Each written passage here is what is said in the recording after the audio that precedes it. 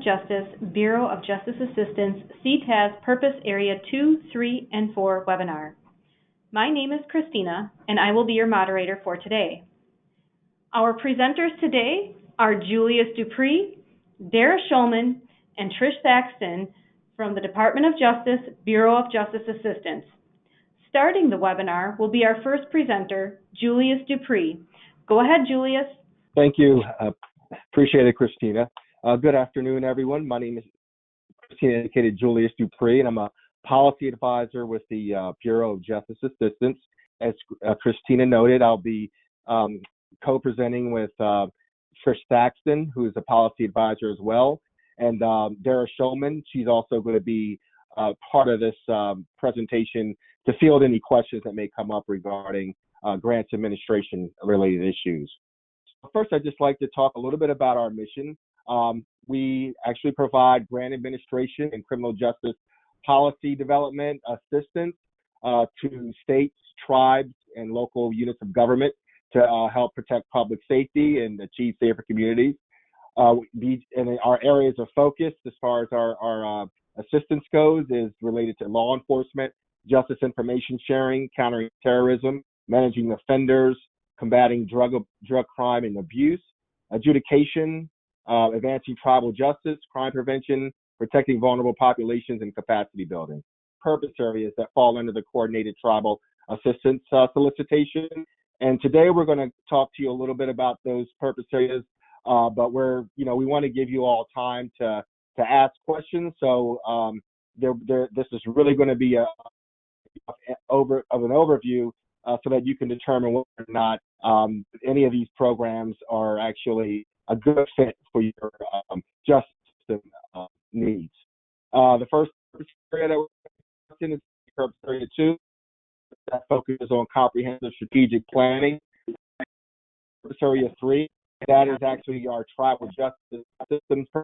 As I was saying, the tribal justice systems purpose area really focuses on tribal courts, Indian alcohol and substance abuse, as well as prosecuting drug offenses and other types of crime. So that's more of our broader brush purpose area. And then Purpose Area 4 is actually the Tribal Justice System Infrastructure Program, which really provides funding to help tribes with renovations, expansions, or replacements of tribal justice facilities on tribal lands. And right now, I'll go ahead and hand it over to CTAS Purpose Area 2 more in depth. Thank you, Julius. Hello, everyone. As Julius said, this is Trish Thaxton, and I will be walking you through the Purpose Area 2 and 3 information. Purpose Area 2 is our comprehensive tribal justice system strategic planning program. And this is a joint effort of all 5 of the DOJ agencies that participate in CTAS. That's the COPS Office, the Office on Violence Against Women, the Bureau of Justice Assistance, the Office of Juvenile Justice and Delinquency Prevention, and the Office on Violence on Victims of Crime. And we all do work together to create and manage this purpose area, but the day-to-day management is seated within BJA, and that's why you're hearing about it here in this particular webinar. The purpose of Purpose Area 2 is to engage in comprehensive justice system-wide strategic planning to improve tribal justice, community wellness, and public safety. And what this means is that planning through Purpose Area 2 is really focused on the entire justice system, rather than where you might do strategic planning through a different purpose area around your court or your juvenile justice or some particular aspect. Purpose Area 2 is intended to have that broad-based look at all of the different pieces of your justice system and how they work together in order to be able to create a comprehensive plan to help move your tribal justice system forward to where you want to be in the future. Funding can be used through this purpose area for personnel to manage the project, office equipment, and travel to BJA sponsored training. And one of the neat things about this purpose area is once you have gone through this strategic planning process, which is a in-depth process bringing together representatives from all aspects of your system, you have the opportunity to be eligible for priority consideration in a future year for each of the purpose areas that are directly connected to the strategic plan that is submitted and approved. So if, for example, 6 of the 8 other purpose areas, because obviously purpose area 2 is not going to be an aspect of your strategic plan since it is planning, but if you had 6 other purpose areas that were directly connected to your strategic plan, you would have the opportunity to request priority one time to help begin to implement that aspect of your plan through CTAS funding. And it is one time for each of the purpose areas that are connected, and it is not required to all be in the same year, which is a new approach we've taken because we want to make sure that each tribe has the opportunity to move forward in the way that is most effective for them. Next slide, please. And the other thing I wanted to also mention on Purpose Area 2 is that these are now 3-year awards for $150,000. It's important to note that you do not have to take, or actually I think they're up to 5 years now that we're allowing. You don't have to take that entire time to do planning. Obviously, that's an awfully long time to plan, but we do leave the opportunity to do that over an extended period of time there so that you're not coming in looking for extensions and other things down the road. But you can do these in a shorter period of time than the entire amount allowable. Moving on to Purpose Area 3. This is our Tribal Justice Systems program, and as Julius mentioned, this is a very broad purpose area. Essentially, you can do almost anything that is related to your justice system under Purpose Area 3, preventing and reducing alcohol and substance abuse related crimes, enhancing your tribal justice systems, tribal court, healing to wellness courts, diversion programs, probation, alternatives to incarceration, policing efforts, electronic monitoring. There's just a huge range of different things that can fit under this purpose area. It's important to note that you can address multiple areas. So for example, if you want to enhance your tribal court, and also many of the individuals who are coming into your tribal court system are alcohol involved, and so you want to do something related to addressing the alcohol and substance abuse needs of those individuals, excuse me, you could include treatment services, you could include electronic monitoring, you could include a whole range of different services. You just want to make sure that you keep the request narrow enough that it is feasible to be completed within the grant period, but it does not have to be a single narrow program. And again, the funding can be used for personnel to manage the project, for personnel that will be working directly with clients, equipment to enhance the tribal justice system, general office equipment, training and travel to BJA sponsored events, really a very wide range, almost anything within the realm of tribal justice funding other than construction. Construction would not in any capacity be done under Purpose Area 3, and Julius will talk to you about those opportunities more under PA4. Next slide, please. Okay, Trish, I'll take it from here. Thanks. Thank you. So as Trish mentioned, CTAS Purpose Area 4, that is our Tribal Justice Systems Infrastructure Program. And what this program does is it really allows you to build capacity as far as your physical infrastructure of your justice system.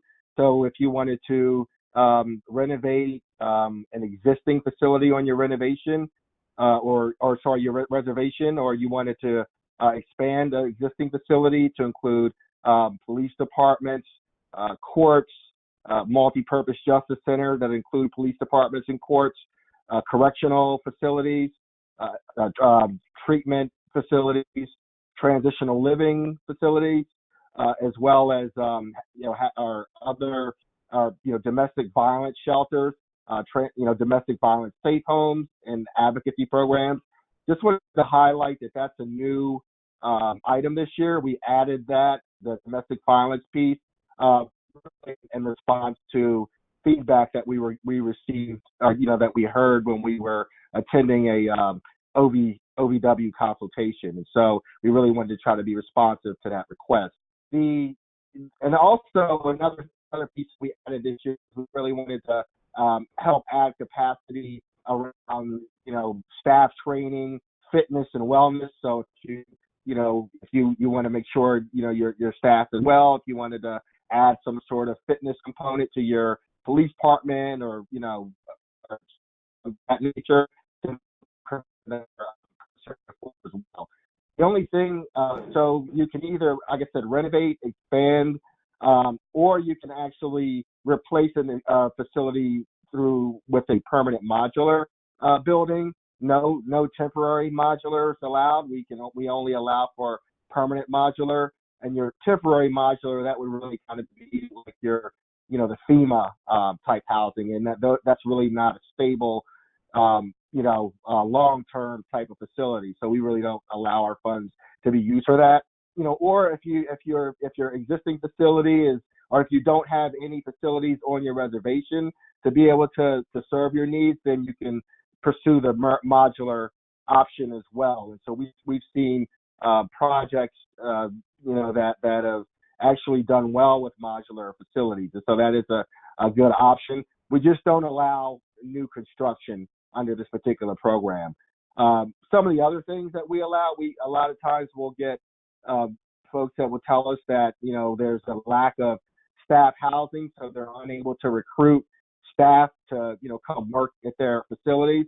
So if you wanted to use our funds to basically install or units on your reservation to the staff up and furniture and equipment, you have it if you want to basically.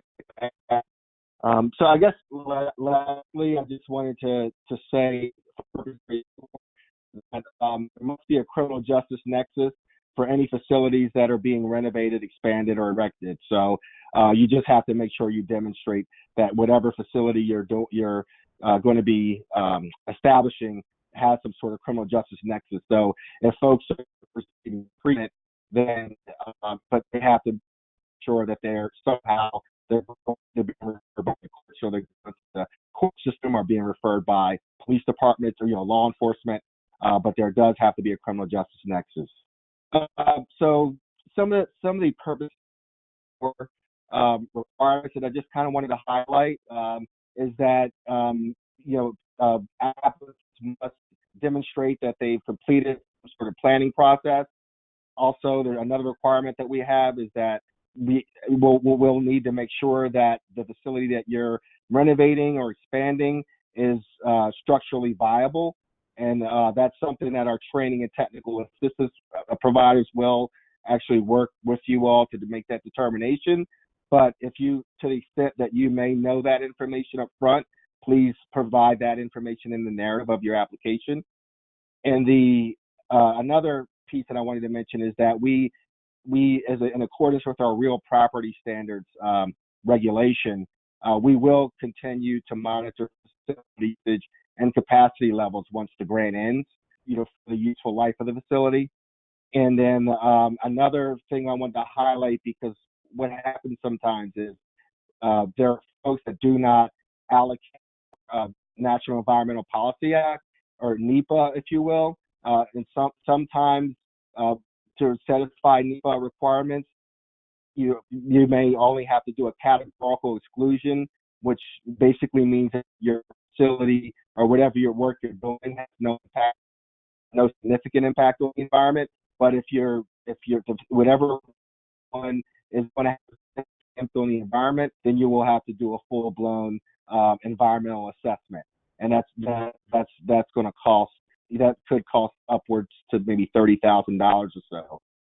And the last requirement I wanted to highlight here is that you'll need authorization from you are authorized to use whatever property that you're going to be renovating or expanding on your reservation. So that's pretty clearly laid out in the application, but I just wanted to highlight that as well. Another requirement I wanted to highlight is the project insurance. Unfortunately, there's a lot of natural disasters that are beyond our locus of control, obviously, but what BJA wants to ensure is that whatever projects that we're funding are actually insured. So you'll need to demonstrate that you have some sort of insurance on your project, once before you commence work, before we can allow you to use funds. Another piece I wanted to emphasize here is that what we'll find sometimes is there's cost overruns. I mean, you go into the project with an estimate, but maybe over time that estimate changes, or there's an increase in cost for reason. And so what we want to make sure is that if you do encounter that type of situation, is that you have the funds available to be able to offset that cost overrun. And so for so we'll require that you provide us with a letter or some sort of documentation or resolution from the tribe that specifies that you all have the funding to be able to address that shortfall or cost overrun. Trish, I know I've been up here. Are you able? You want to talk a little bit about the eligibility piece? I'm happy to. So for all of the BJA CTAS programs, only federally recognized Indian tribal governments, as determined by the Secretary of Interior, are eligible to apply. So CTAS Purpose Areas do not have the option for a nonprofit designee. It does need to be the tribe itself.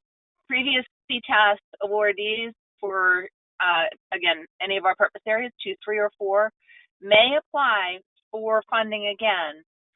You just want to make sure that the program or project or activities that you're applying for are different than the current award that you have, and that they should be, particularly if it's a similar type of program, you want to make sure that it's very clear that it's complementary or is expanding the project, not just duplicating.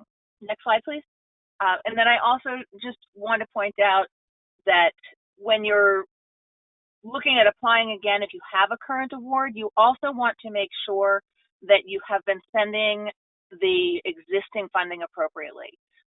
If you have an existing award that you've had for a year and you've not yet drawn down any funds, when a new application is reviewed, we're extremely unlikely to be able to fund that because there hasn't been any activity on a current award, or there's been very little activity. So make sure that you're meeting the goals that you've set for yourself in any existing project and are effectively moving forward on those before you put in the time and energy to put a new application in.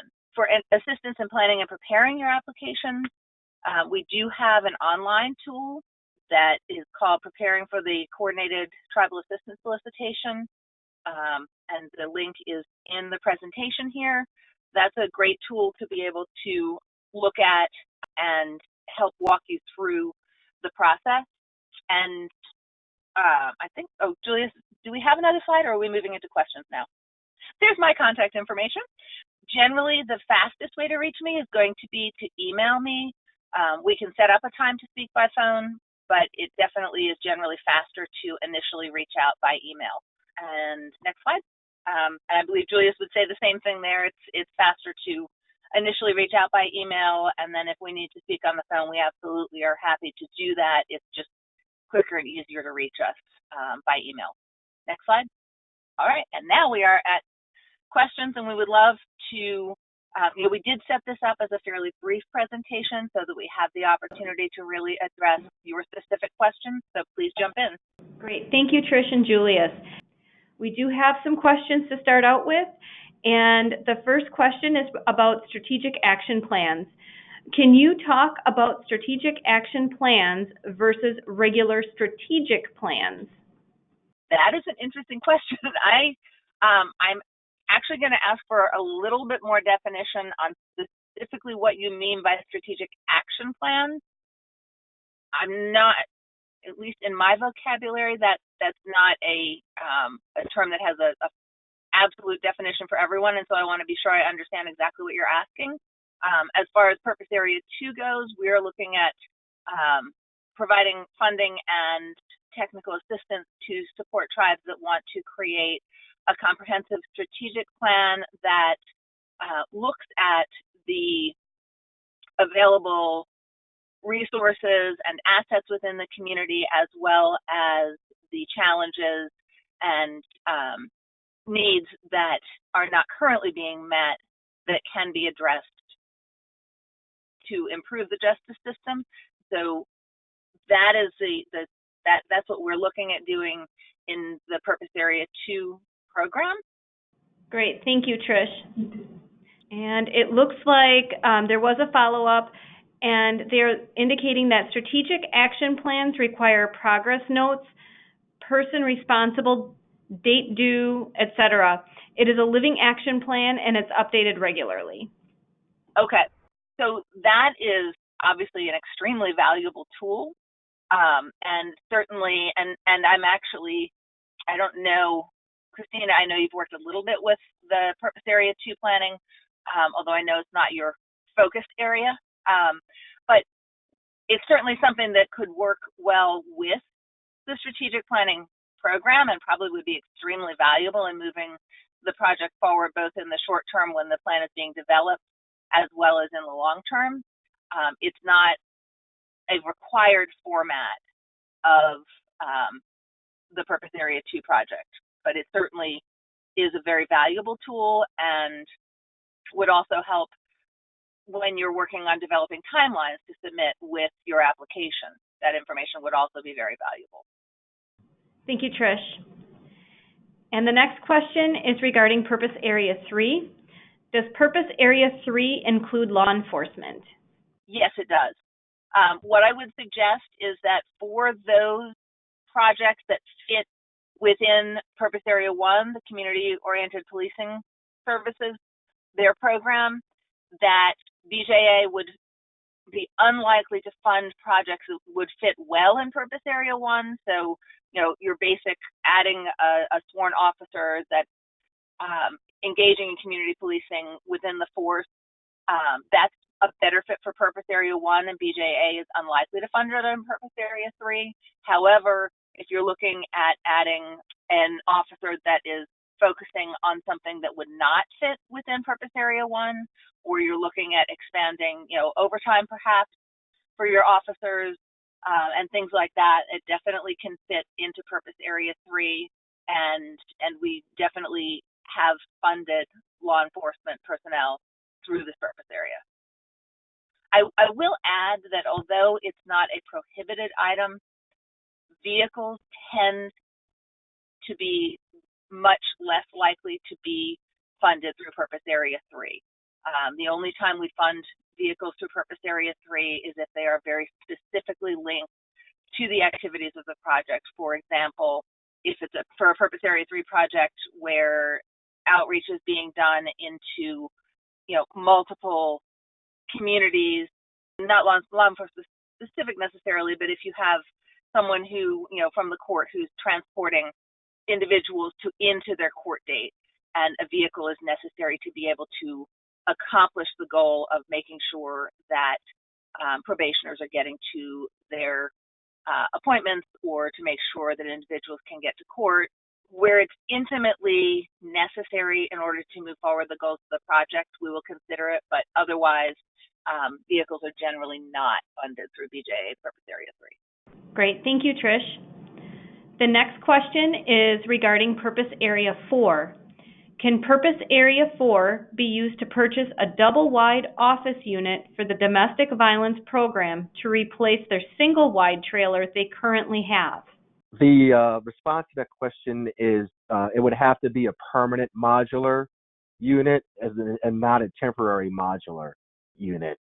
So I know it doesn't, I mean, we may consider trailers to be a temporary modular, but I think that, if we could have more of a conversation about that offline, it'd be greatly appreciated. And then we can talk about the structure that you all have in mind to address that application. Thank you, Julius. And the next question is regarding Purpose Area 4. Can Purpose Area 4 funds be used to plan renovation of a facility? We would need to access the current facility, get plans designed, etc. Can the grant support these activities? Unfortunately, our funds cannot be used for planning purposes. The funds can only be used for shovel-ready projects. In the past, we used to allow for funds to be used for planning, but it's our position that our funds should be, used for because there's such a high demand for renovating. There's a lot of facilities that are in disrepair in tribal communities, and so we try to maximize our funds by allowing them to be used, to address physical infrastructure needs directly, as opposed to planning, which may not result in any sort of renovation completion at the end of the planning process. Great, thank you, Julius. And as a follow-up to the last question for that Purpose Area 4, they wanted to get more information specifically on what you were referring to with planning relevant documents. What did that mean specifically? Well, what that it could mean, there's a variety of things. So folks went through like a plan. There used to be a National Institute of Corrections offers the planning of new institutions training. So that would be considered planning if you have a master plan that you developed with your tribe. Let's say if you were working with you had a contract with someone and developed a master plan, or if your tribe just did a needs assessment of your justice system, and based on that needs assessment, you may have went to the community and asked community members questions. You may have done interviews. So any sort of documentation that you have that justifies the need for and actually demonstrates that you all have done some sort of planning to arrive at your request. That's what we mean by planning. So there's no format, no particular format, just documentation that lets us know you've done some planning. Thank you, Julius. The next question is regarding Purpose Area 2. And can you clarify if the tribe can only pay a tribal employee to do work on Purpose Area 2? Certainly. You can have a tribal employee doing the work of coordinating. You can also pay an individual to do that work on a contract or consultant basis. However, you cannot hire an outside organization that is existing off-site to come in and create a strategic plan for the tribe, hand it over to the tribe, and pay for that through this purpose area. Purpose Area 2 is designed to be very hands-on and interactive. So the individual who is leading the work does need to physically either reside in or nearby the community so that they are able to be a part of the planning activities and the coordination on an ongoing basis. But the method by which they are actually paid by the tribe, it does not matter to us whether that's an employee or on a consultant or contract basis. It's really more about what is their day-to-day responsibility and how are they interacting with all of the different aspects of the justice system to help develop the plan. Great, thank you, Trish. And we have another question. We are applying for several purpose areas. Can we do a consortium with other tribes in one area, such as reintegration, but just our tribe for a youth program? Yes, absolutely. Those would be two separate applications. But you may participate in consortium application as well as a solo application as long as they are for different projects. You wouldn't be able to apply for the same project, both individually and as a consortium, but For different projects, absolutely not a problem at all.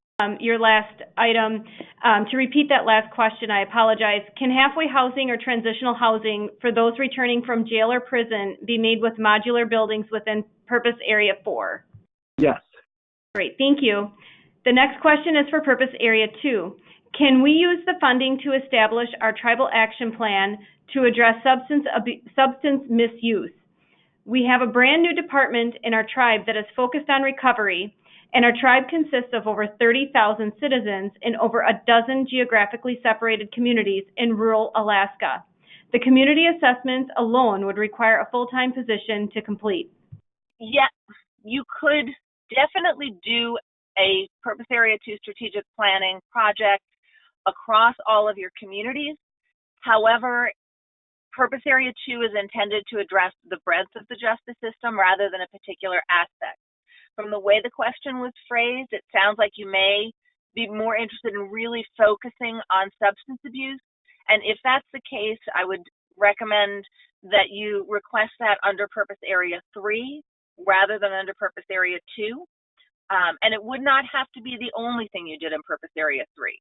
You could set aside, if you're looking at a similar amount to what is in Purpose Area 2, that if you wanted to dedicate $150,000 or whatever amount that you think is necessary to the strategic planning around alcohol and substance abuse, and then also wanted to include other work that's allowable in Purpose Area 3 within that Purpose Area 3 request, you can do that. But if it's focused entirely or almost entirely on substance abuse or any one aspect of your justice system, it is much better fit within Purpose Area 3.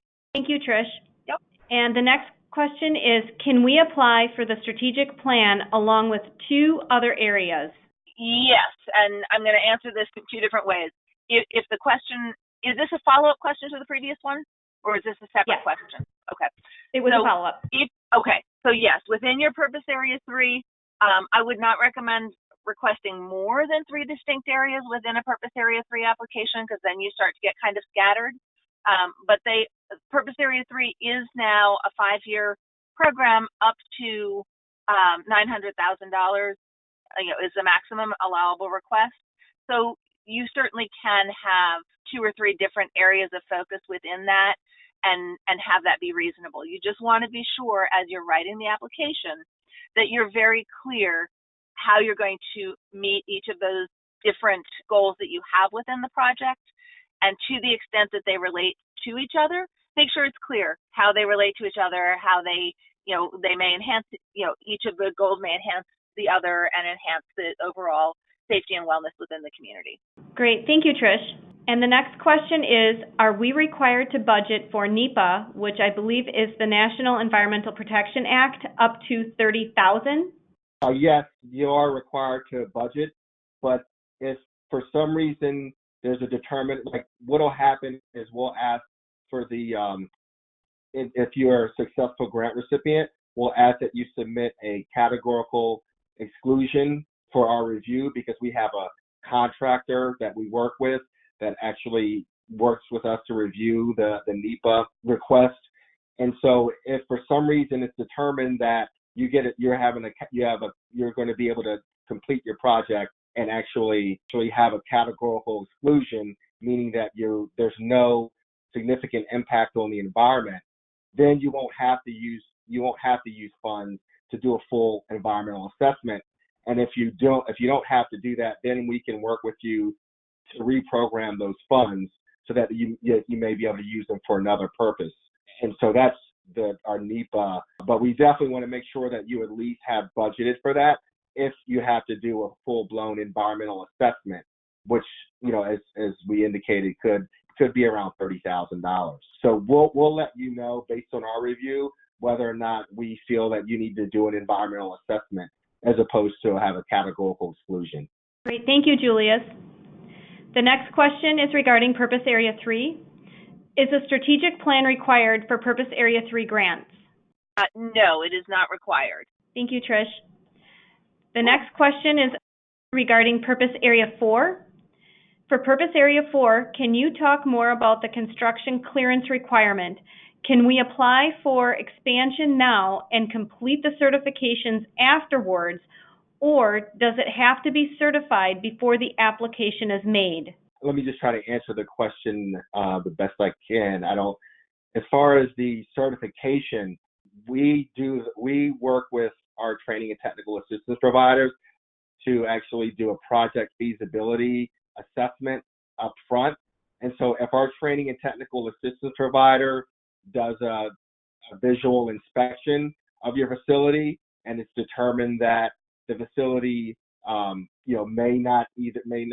there may be questions around whether or not it's structurally viable or not, then we would not allow funds to be used for that project until we can confirm whether, because if that facility is not structurally viable, what may happen is you may have to look for another location or another site. So we would not allow for our funds to be used until we can verify that. We will have our training and technical assistance providers work with you on that, to be able to do that work. We would not allow funds to be used to do the complete renovation or expansion project until that assessment has been completed. Thank you, Julius. And this next question is also regarding Purpose Area 4. Does Purpose Area 4 require that the infrastructure be built on tribal land? Yes, that's correct. Or in trust or tribal trust land. Thank you, Julius. The next question is regarding Purpose Area 3. Does Purpose Area 3 cover funding for defense attorney for family cases? For example, when a parent needs to advocate for their parental rights and or negotiate terms of release and restoration of child placement.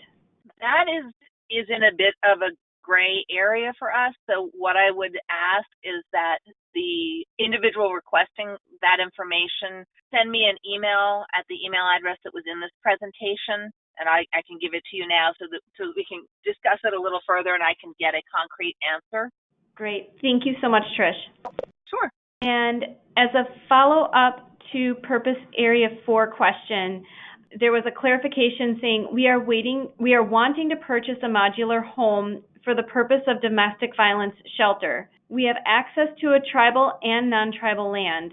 To clarify a slide, we can use the fund for the modular home, plumbing, electrical, etc. Correct? Yes, that is correct, but it has to be on tribal land. Okay, excellent. Thank you, Julius. And the next question is regarding Purpose Area 3. Is the mandatory CTAS orientation training in Purpose Area 3 primarily focused on financial reporting? No, it is not. We have both a financial track, which is intended for someone who's a lead financial person within the tribe, and then we also have a programmatic track, which is focused on the things that the programmatic staff need to know in order to effectively move forward with implementing the program. Thank you, Trish.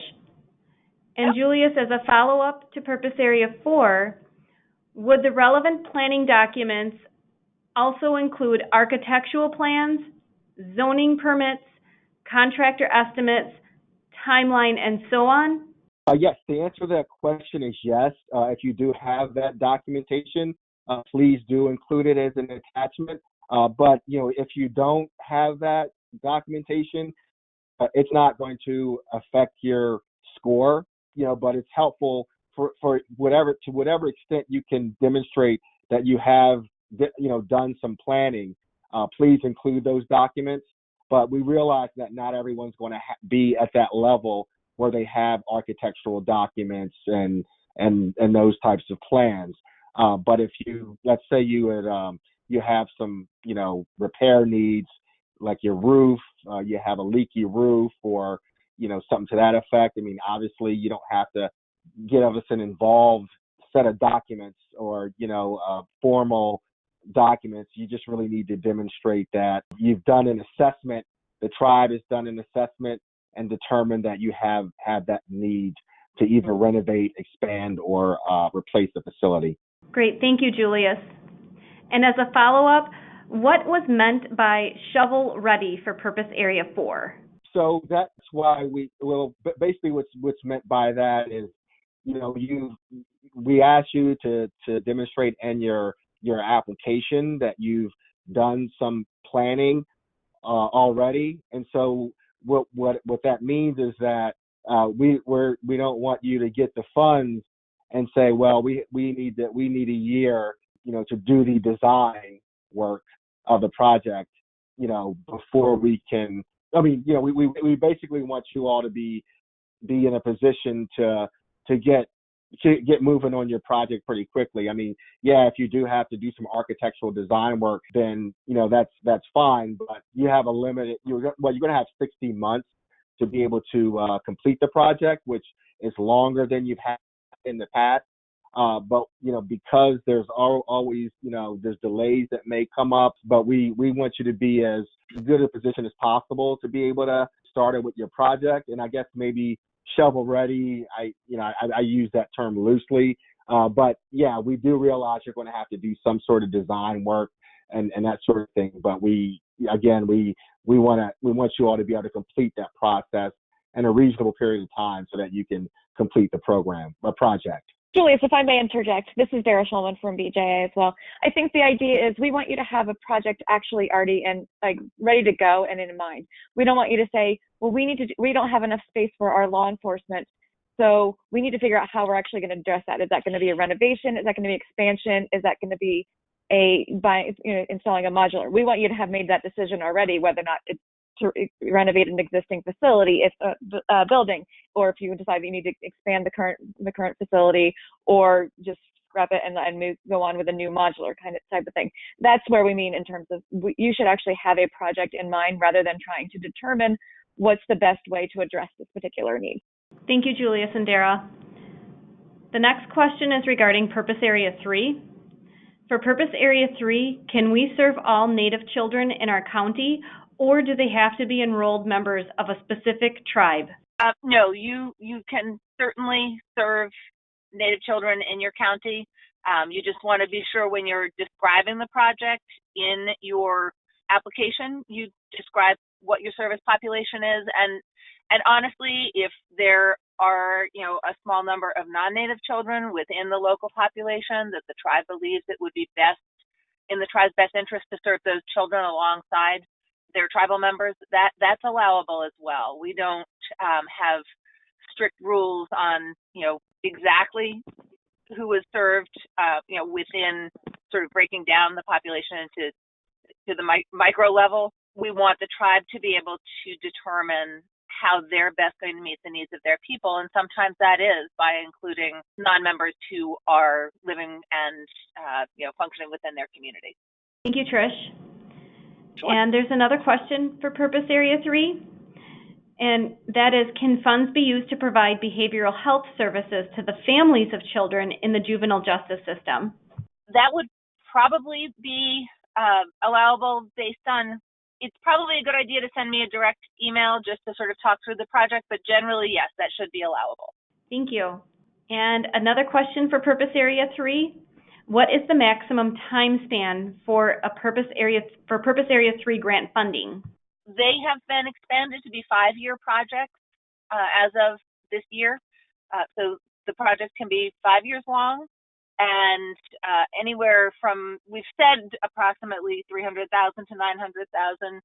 Certainly, if you need less than that, we're not going to reject an application because of that. But with a 5-year project period, we thought that probably a little bit higher than we've sometimes seen with the 3-year project period is likely to be a reasonable lower end, and the top end is up to $900,000. Thank you, Trish. The next question is regarding Purpose Area 4. In Alaska, we do not have tribal land, and getting land into trust is a very lengthy process that has been particularly difficult as of lately. We have modular homes with full architectural plans that we are wanting to renovate into transitional housing, but the land identified is owned by our regional housing authority. They are willing to work with us on a land agreement. Would a 100-year lease or something like that suffice? What I'd like to do is talk a little bit about with our legal department, because I know that this can be a little bit dicey. So I would please ask that the person asking that question send me an email as well.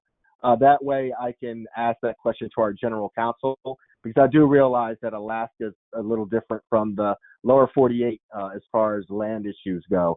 But I'd like to look more into that. Thank you, Julius. We do have another question for Purpose Area 3. It states the following: support culturally relevant and appropriate evidence-based substance abuse prevention programs. It references the www.samhsa.gov link, and then indicates when going to the link it had several options to choose from. Is the link to the one that states screening and assessment of co-occurring disorders in the justice system the area that is best aligned to Purpose Area 3? And that's regarding the Purpose Area 3 NOFA under prevention. Honestly, I would have to go and look at that myself and to be able to answer that, because I don't know the answer off the top of my head. I can tell you that we provide that link as a resource to help give you some ideas of programs that have been evaluated as effective, but we don't require that you only use programs that are accessible through that link. So if you'd like to just email me directly, I would be happy to talk through what it is that you're looking to do and, you know, the resources that we have to help provide you with ideas of programs if you'd like to do that. And the other thing I would suggest, which is not in the solicitation, but if you want to look at some of the projects that have been successful in tribal communities specifically, if you go to tribaljustice.org, that is a website that is funded by BJA and highlights a number of different programs that have been effective in different tribal communities, and it's organized by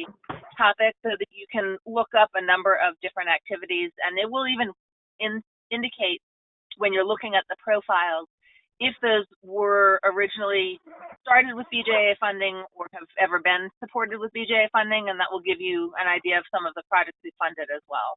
Thank you, Trish. Sure. The next question is regarding Purpose Area 3. We are a tribe in California and do not have a tribal justice system, so no sworn law enforcement or court, but they are federally recognized. Are they eligible to apply for funds in Purpose Area 3? It would depend on what you're applying for funds for, but yes, if you know, one of the things that potentially you could apply for under Purpose Area 3 would be funding to establish a tribal court, for example, or to do strategic planning over the development of a justice system, since it doesn't currently exist. So you definitely would be eligible. You would just want to make sure that, you know, sort of the caveat in all of our funding is that there has to be a nexus to the justice system. And if the justice system doesn't exist yet, then that nexus would be around, you know, developing that justice system. So hopefully that's helpful. Great, thank you. And it doesn't look like we have any additional questions at this time. Do any of our presenters or panelists have any tips or information that they would like to share? Nothing more from me other than thank you for joining us today. Thank you so much for joining, and have a great afternoon.